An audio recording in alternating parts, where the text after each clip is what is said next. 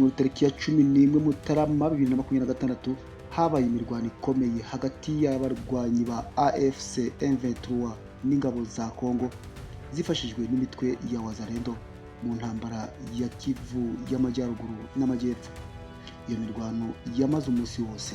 Nkuko societe civile ibivuga, imirwano yabaye mu gace ka Fizi cyane cyane ku musozi wa Mitumba mu mudugudu wa Nabukuma muri Abala, umurenge wa Nganja mu burasirazuba bw'umudugudu wa Mikenge. Nta mibare y'abaguye muri icyo gikorwa iratangazwa kugeza ubu. Itsinda ry'abunganizi ba Liyetona Generali Yavi Ilungu Filemo wahoze ari umuyobozi w'agace ka gatatu k'ingabo za Kongo ryatanze inyandiko imwe ku wa kabiri tariki ya 6 Mutarama 2026 imbere y'urukiko rukuru rwa gisirikari, rigaragaza ibintu bitandukanye biteganwa n'amategeko, rinasaba ko arekurwa. Muri iri buranisha ryari rigamije gusuzuma impamvu zibanze abunganizi buregwa bavuze cyane kuba rutaramenyesheje komanda w'ikirenga ifatwa rye, ndetse nuko iburanisha ry'agateganyo ritabanje kwemererwa na Perezida wa Repubulika ya Kongo. Banamaganye uburyo ifatwa ryakozwe nta mpamvu igitero ku gaciro ka muntu n'uburenganzira ku buzima, cyane kurenza igihe cyemewe n'amategeko cyo gufungwa mbere y'urubanza kidasaba kongererwa igihe. Nguko raporo y'umwunganizi ituruka mu ishami rishinzwe itumanaho ry'urukiko rukuru rwa gisirikari ibivuga.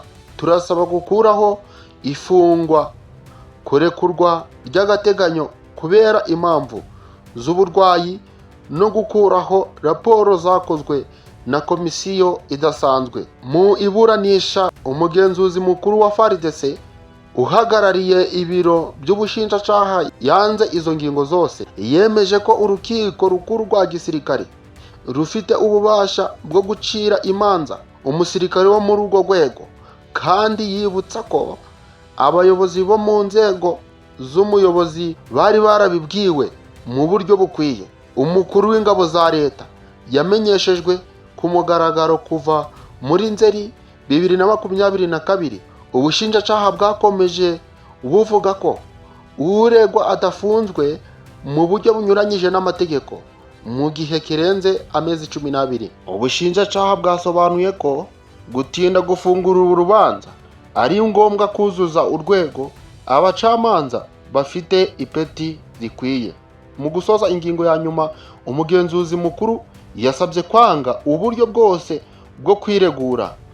Nyuma yo kumva impande zombi, urukiko rukuru rwa gisirikari rwatangaje ko ruzatanga umwanzuro warwo wibanze kuri izi ngingo zitari zakurikizwa ku ya 20 Mutarama 2026. Iburanisha rimwe n'imenyekana ry'uregwa wa kabiri Chiboko Shauri Isa, umushoferi ukomoka Bukavu, nguko byatangajwe n'urukiko.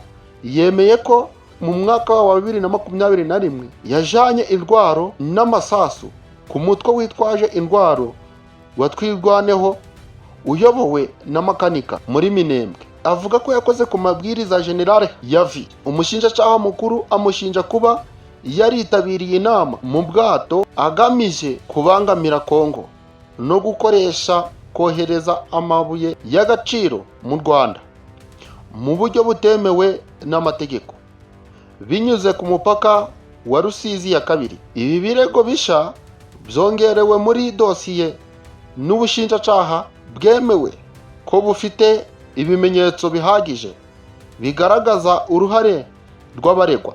Urubanza rwa Generali Yavi Ilungu Filemo watawe muri yombi mu myaka myinshi ishize ruracari rumwe mu manza zikurikiranwa cyane mu butabera bwa gisirikari bwa Kongo. Rutera ibibazo bikomeye bijanye n'imiburanishirize y'imanza, uburenganzira bw'umwunganizi no kurwanya umutekano muke mu burasirazuba bw'igihugu urukiko ruzatanga umwanzuro wa nyuma ku nzitizi ku ya 20 Mutarama 2026, bityo rufungure inzira yo gukomeza urubanza cyangwa ntirurukomeze.